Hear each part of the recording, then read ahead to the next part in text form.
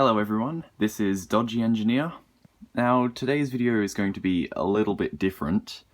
I've decided to temporarily give up on all that fancy, high production value, if it ever was such, video style, and I'm going to try doing this very much in the style of B. Anderson TV, which is very appropriate considering today I'm just going to be fixing, repairing, looking at this, which calls itself the Philips P55, I'm not sure if you can make that out, TV clock radio. Now this thing is pretty much in working order. I actually just need to mostly do some cosmetic repairs on it, a few minor electrical repairs. I'll go over those as we get close to them, but as you can see, there is quite a bit of cosmetic damage to this.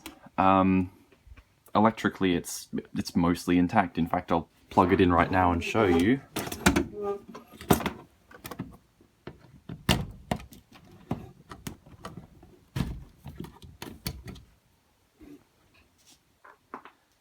Yeah, the clock isn't happy about not having a time set, but the TV works, the radio works. There are just a few things which could be better with this. Of course, now I'm saying this, TV is going to decide to not work.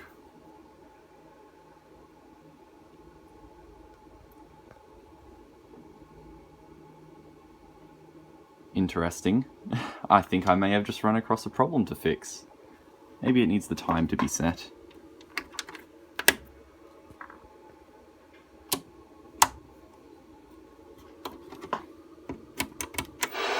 Oh, there we go.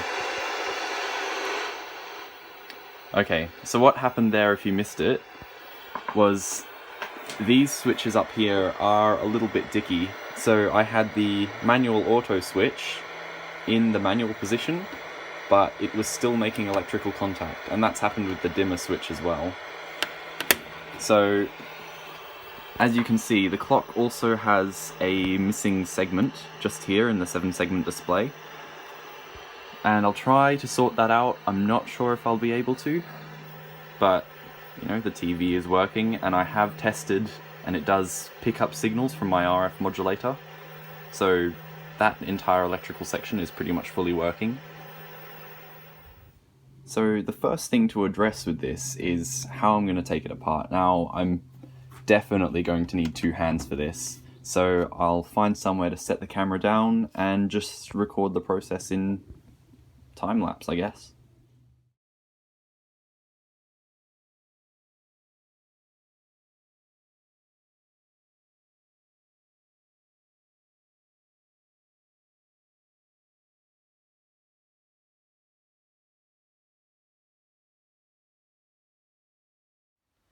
So the vantage point you had just there was actually my helping hands, which I've managed to form into a decent replica of a phone stand, or a decent imitation of one.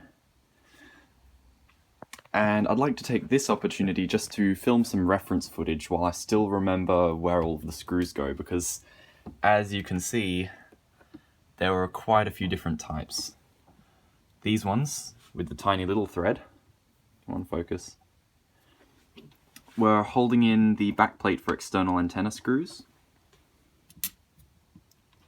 These long ones with the coarse thread were the 3 that you saw, sort of one up the front right corner, one in the middle, front left corner. These 2 were at the front underneath. And these 3 black screws were holding in the back. Alright, I'm going to attempt to get this cover off with 1 hand. Let's see how this goes.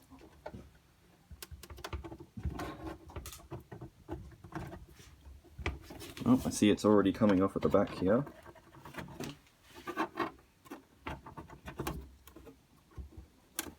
I think it needs to slide back before I can actually get it to do anything. So there may be clips under that bezel there, I'm not sure. It certainly feels like it, and I think I see one under there. Hold on a second. I was right.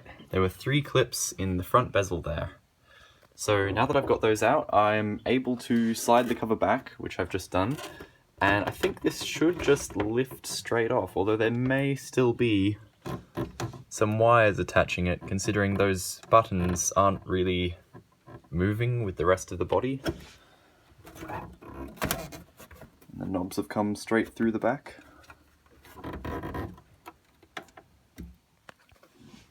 There's the TV portion. So I've got to be a bit careful with this, because I think that there are wires. Yeah, there. Plugged in down there. I'm going to need something to get those out. Whoa, that button panel goes quite deep. I'm seeing a lot of electronics in here. This is probably... At the time, this probably would have been a very premium product, I'd say. There's a flyback. And it appears that the speaker is actually coming up with the top panel as well. Hold on a sec, I'm going to need a break to do this with 2 hands. Well, that was very stupid. That was something I definitely should have caught on video. But as I was taking this cover off, I noticed that right down in there, I'm not sure if you can see, but there's a power supply board. And on that power supply board is a large capacitor right there. So, let me see if I can get this down. On the back of the board, you can see where the capacitor's leads are. I decided, well, since I'm working on this, I really don't want to be caught by that. So I discharged the capacitor using a pair of needle nose pliers. As you can see,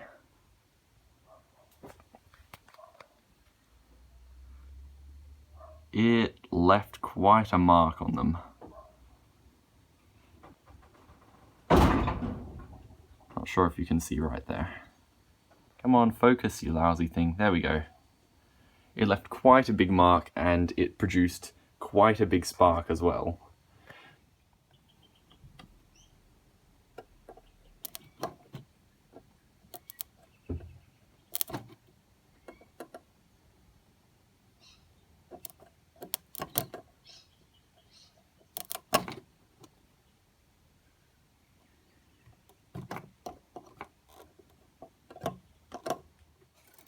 So, as you just saw then, even after I'd spent several seconds discharging it, it still had quite a lot left in that capacitor. So this is why you always discharge things before working on them.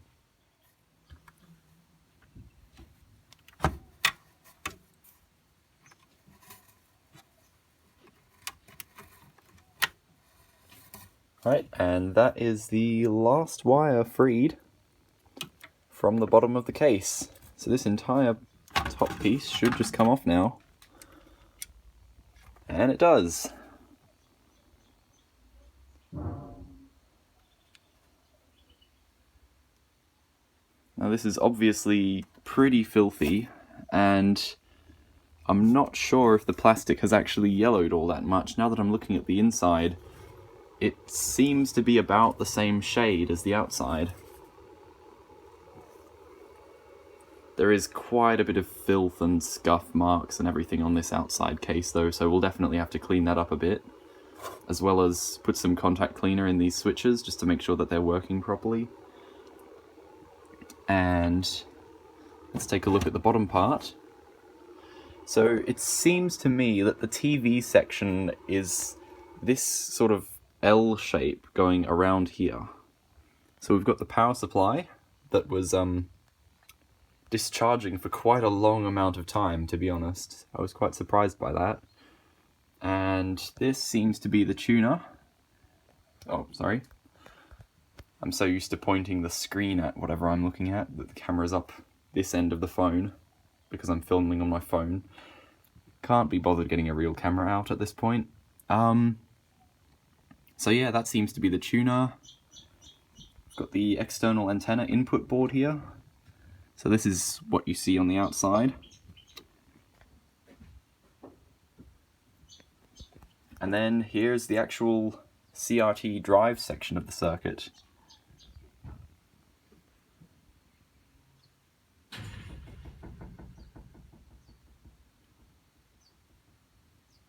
And in here is the actual clock radio part of the circuit, which is considerably smaller. So you've got the actual radio, what looks like the radio circuit down in here. And then the clock is probably an integrated circuit somewhere. That's the display part of it up there. And then down in this metal enclosed bit is where the tuner resides. So I'll have to take a look at that sometime and clean it all out. Another bit of safety I have to do before I'm comfortable working on this is make sure that the CRT itself is discharged. Now, from what I understand, there's an electrically conductive coating on both sides of the CRT glass, which turns the CRT itself into a high voltage capacitor. Now, what I need to do is I've got my little clip lead stuck onto the end of a flathead screwdriver and the other end onto what I can only assume is a ground plane. What I'm going to do is stick the end of this screwdriver into the high voltage connector part on the CRT, and let's just do that now.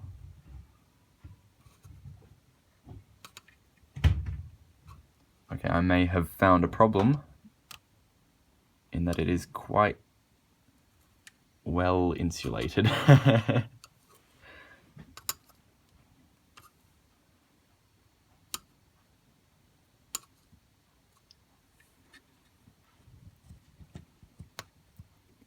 As you can see, there's actually quite a lot of dust build-up on, there's quite a lot of dust build-up on this cap itself, and that's because of the high voltage flowing through the wire.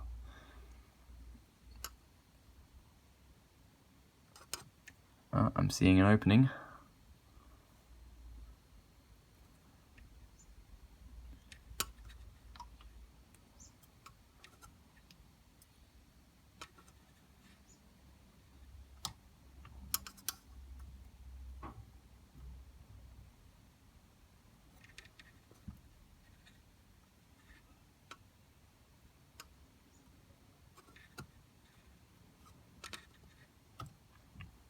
I might need something a bit thinner to poke through that, to be honest. Okay, take two. I'm going to try again with this slightly more bladed screwdriver. Make sure that you can see there.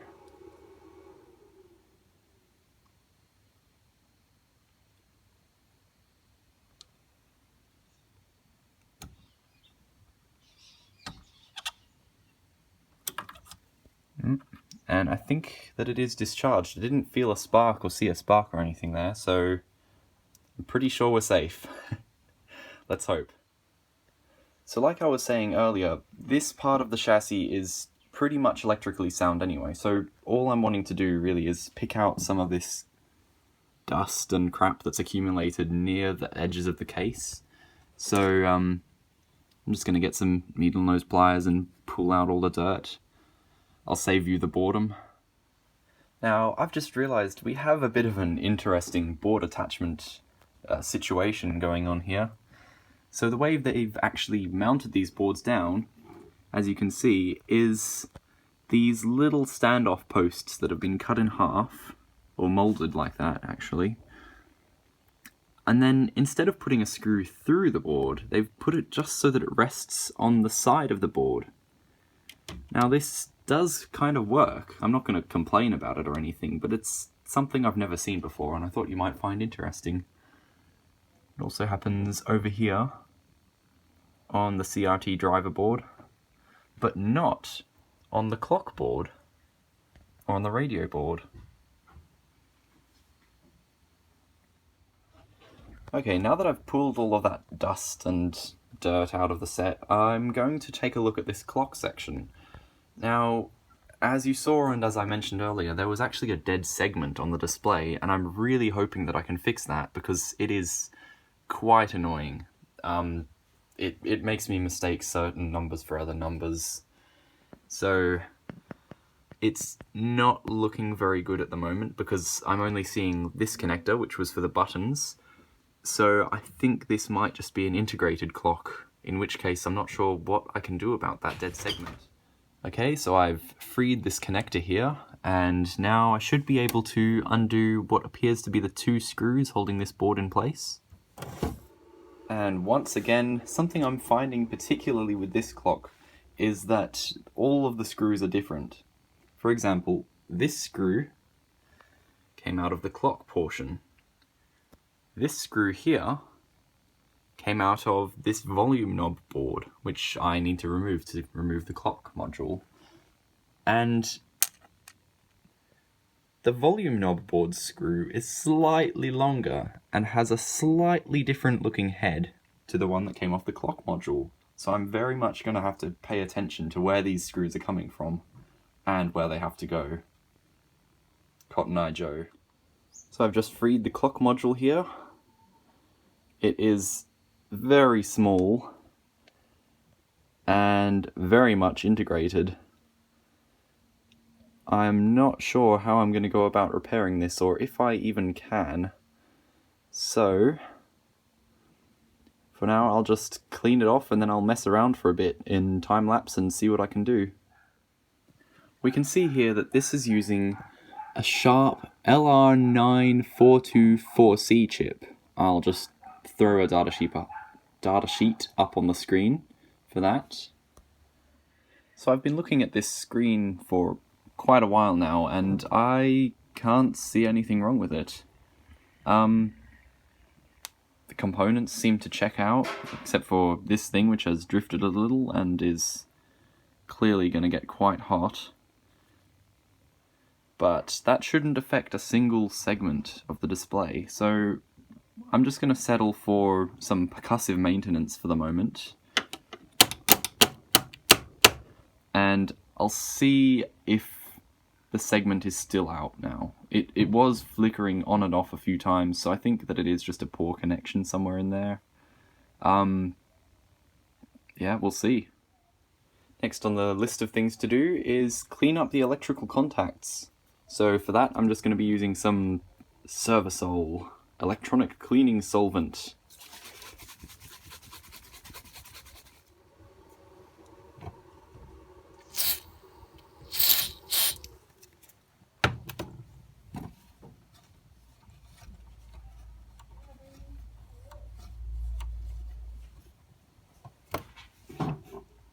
Another thing I've noticed is that some of these pots are actually open. So you can see the little brush there, and you can see the carbon track.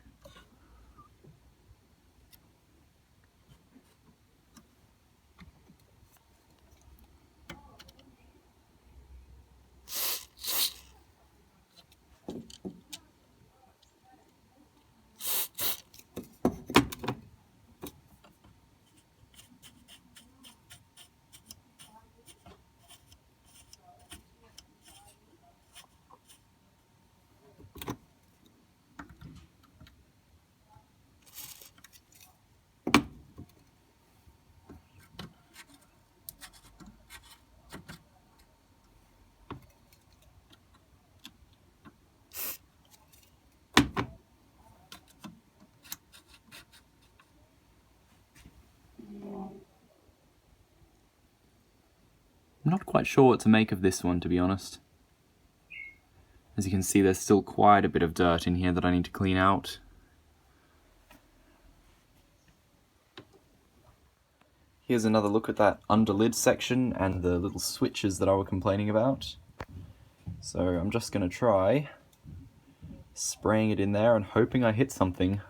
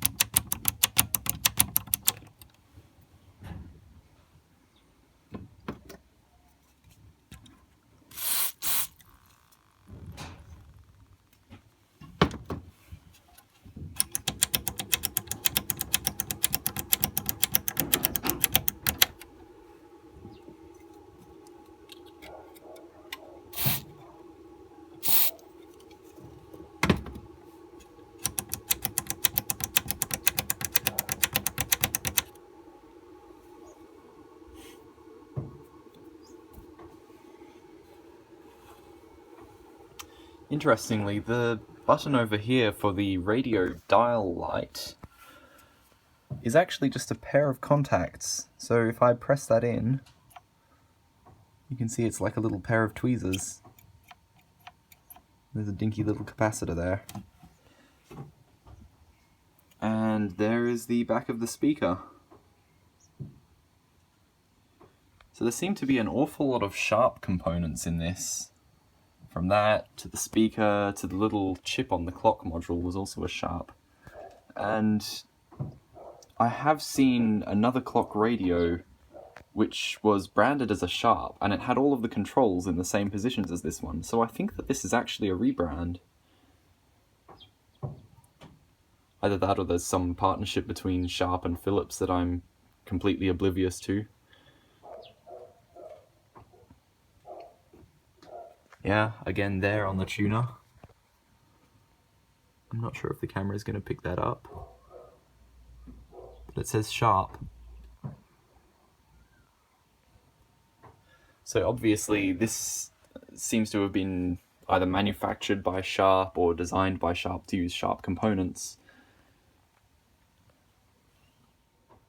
Another thing I'm going to do just now to make sure this video wasn't a complete waste of time is I'm going to replace this cord, because it is getting pretty sticky and disgusting, to be honest. So yeah, all the plasticizer's leaking out of this one. I've never actually seen that with cords. I've usually just seen it with the plug end of the cord, and this plug is certainly seeing some effects too. As you can see, the contacts there are corroded quite severely. I don't think that this is the original cord by any means, but I guess we'll see how good the soldering job is on the inside. To remove the cord, I'm going to have to actually unscrew the transformer block, because it goes straight under, as you can see. So give me a second to do that.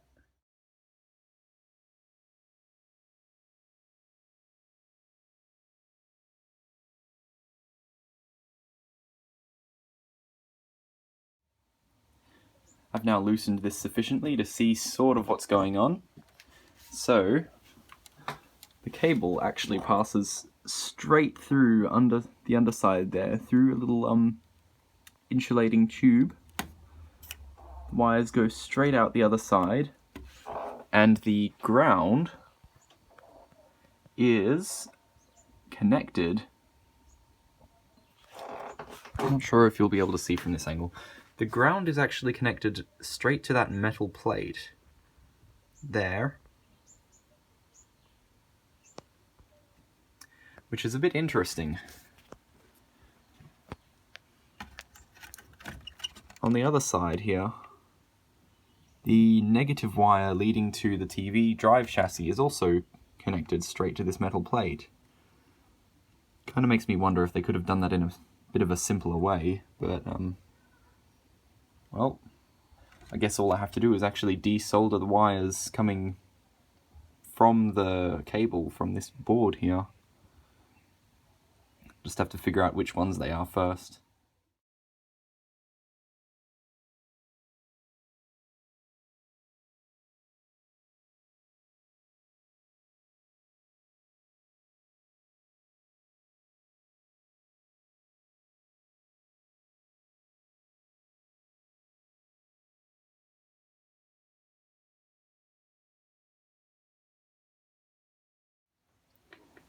Call me pedantic if you will, but the reason that that took so long is I am actually in the habit of preferring to not snip these wires off, but rather desolder and unwind them. So what I was using there is this, which is a desoldering tool that you click down and then heat the solder up and press, and it does a jolt of suction essentially, and sucks the solder up into this chamber. Now that is really, really helpful for getting most of the solder off, but it's actually still quite tricky to unwind while keeping the wire hot. Anyway, what that does is preserve the tabs and leaves a little hole in there that I can feed the new wire through, so it looks like it was done that way from the factory. Although of course it still won't, because I'm not going to be using these older type of wires which are red and black and green. Instead I'm going to be using the newer colour scheme wires.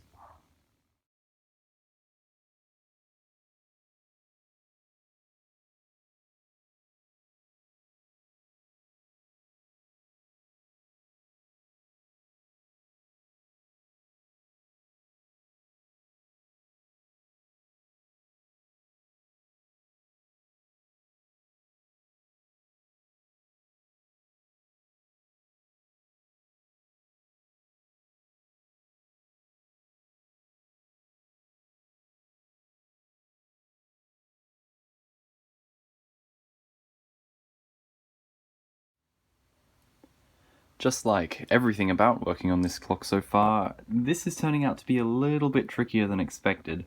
So, first of all, I actually couldn't get the grounding wire off that tab there. So I've had to actually just cut it off here, and I'm going to solder the new one onto that wire. The next thing that's a bit more important though is that I'm having trouble pulling the wire out. Oh, come on, focus. I'm having trouble pulling the wire out through this little gasket thing here. I'm sure that there's a trick to this because there are little seams on it that you can see over there. So I'm just going to take a break and look that up to see if I can find out how to remove it properly.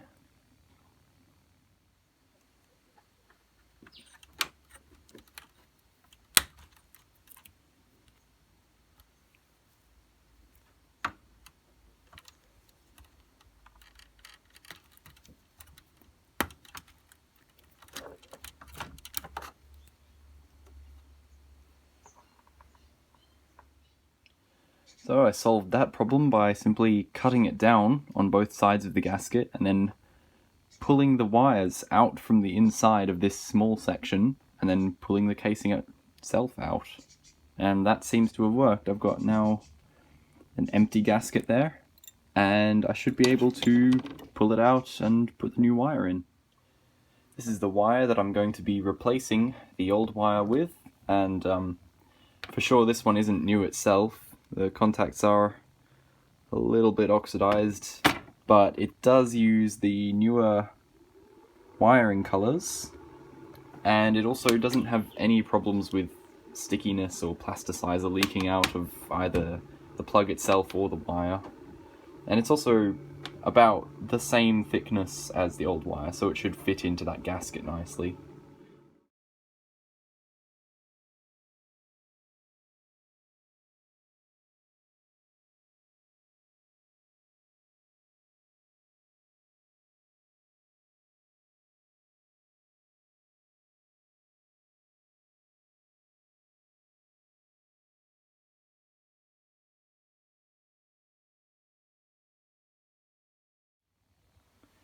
So now, of course, I'm actually having trouble getting this little clip gasket thing back on.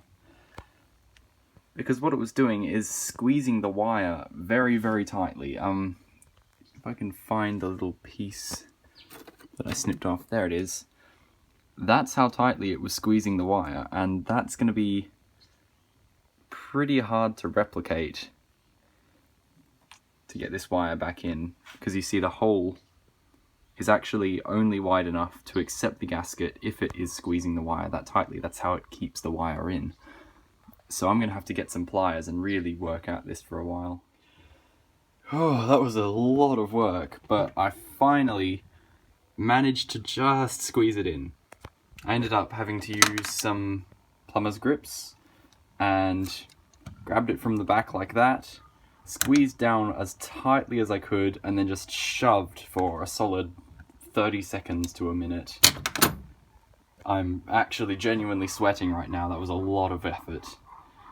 But now it's in, and hopefully this cable will stay solid and will not come out.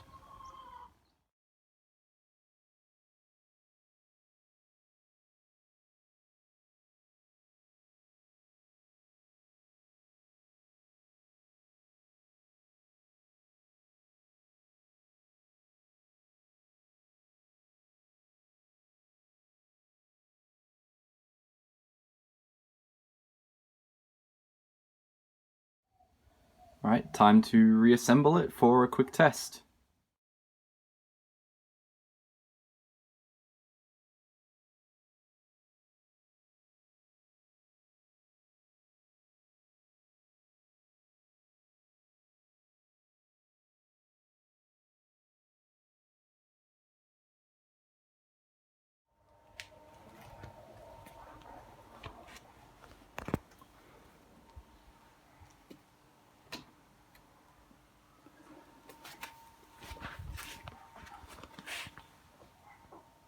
Well, that segment is still out, unfortunately.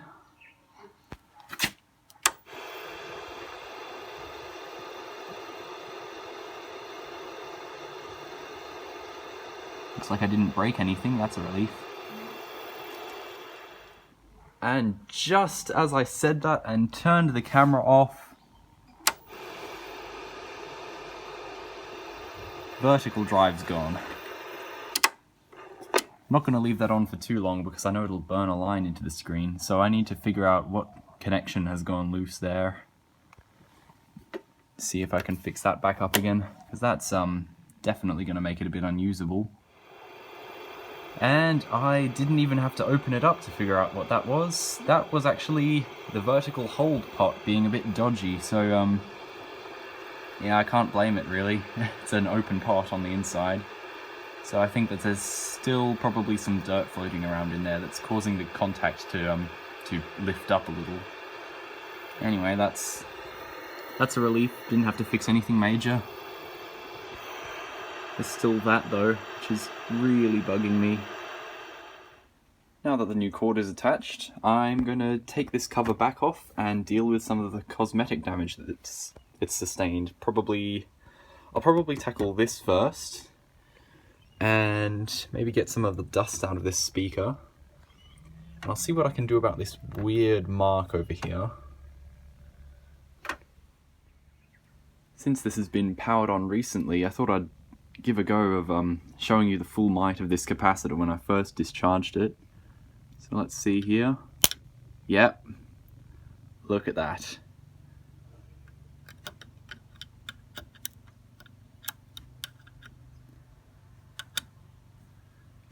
Incredible. Turning my attention to this top piece now, and I'm going to have to unscrew the speaker to get the massive dust bunny out from behind it. So I'll just go ahead with this now. Something that I've found out recently when I searched for Philips P55 is I found that originally this TV clock radio cost 249 Australian dollars. That was in 1978, if I recall correctly. So, adjusted for inflation, that's over $1,300 in today's money, Australian. Which is quite a lot for a clock radio. So this definitely was something to be desired. Okay, let's see if this speaker's going to come out now. These are little brackets, actually. So I've pulled these out. And it appears to be stuck.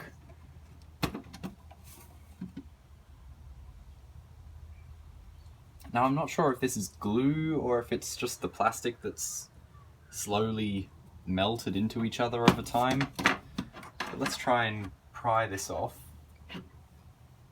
and see how far we get. Oops.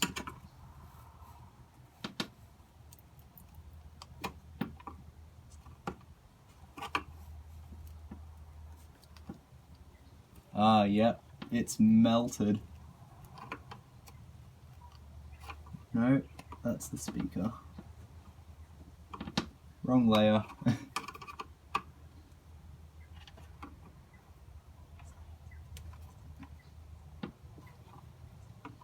And no, weirdly, I can't seem to get that off without damaging the speaker. I think what I'm actually going to have to do is pull the dust up through with tweezers from the top. I'll just put this in time lapse and save you some of the pain.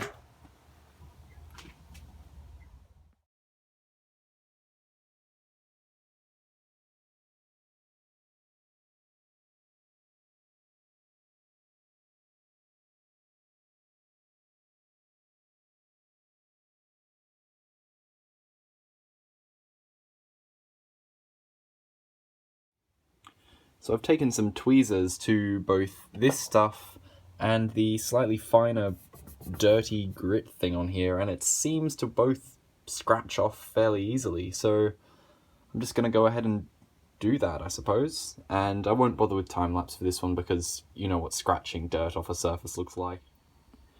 Well, after about an hour of scrubbing, I've managed to get it most of the way there. Some of this stuff is just... It's left marks in the plastic that I couldn't really get rid of, so that's a bit unfortunate. I might have to retrobrite it at some point in the future, or I could just leave it alone, but...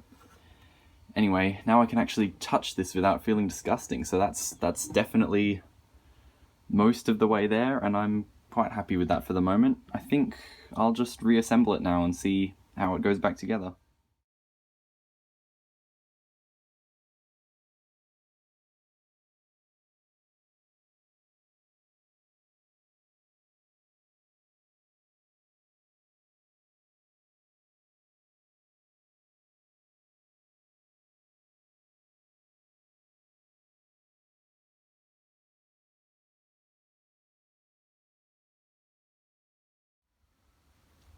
Well, that's it. Back together again. I'm just going to make sure that it's still not completely broken. And there's a time. Let's see if that segment has done anything. Nope. Did you see that? I swear it's flickering. See, from here it even almost looks like it's on. But it's a lot dimmer than the other segments. Okay, let's turn the TV on.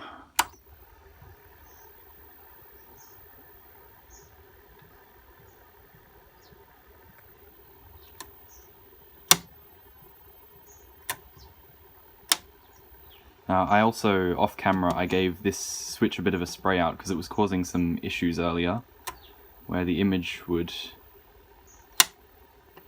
go completely wonky, and I think it seems to be a bit more reliable now, so that's a good thing.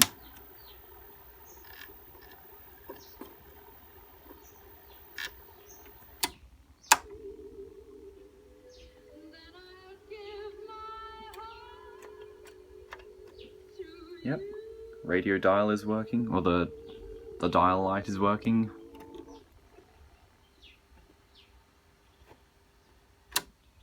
Well, I'm going to call that adventure a little success. I might come back with another video on this if I can get the rest of the things going. I might have to do some... See there, it's flickering again. I might have to do a bit of exploration with this clock segment to figure out what's going on.